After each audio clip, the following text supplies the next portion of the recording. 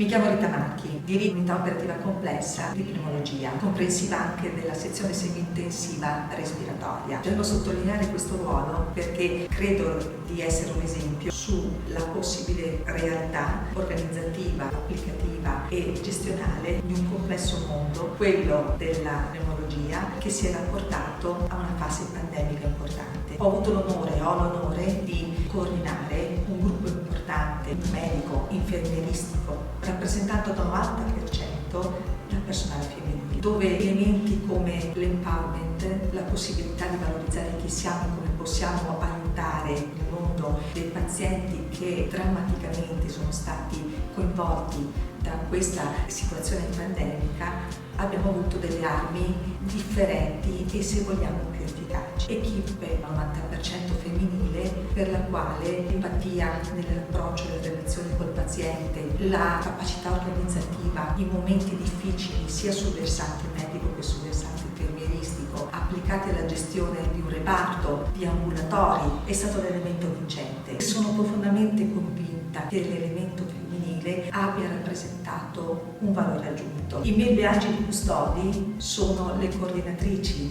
infermieristiche e hanno avuto un ruolo fondamentale nel dirigere delle infermiere che hanno avuto una complicità in termini di alleanza terapeutica. Il personale infermieristico donna ha fatto la parte del leone. Sono Francesca Pierogon. Per me è stato un onore, nonostante tutte le difficoltà create dalla pandemia, avere a che fare con molte colleghe donne, perché una visione a 360 gradi con somma facilità, un prendersi cura dei pazienti in modo empatico, soprattutto curare l'aspetto femminile, perché se la donna sta bene è una professionista a pieno ritmo 360 gradi. Io sono Magda Verdi, la dottoressa Marchi. Abbiamo iniziato questo processo di attivazione degli ambulatori post-Covid. Erano una novità e ci siamo attivati con un'equipe multidisciplinare e siamo riusciti a risolvere in breve tempo situazioni complesse e quindi portare a termine anche i nostri progetti. Le pari opportunità in ambito sanitario sono un elemento non soltanto teorico, ma un'esperienza concreta. Il mondo sanitario al 70% è femminile.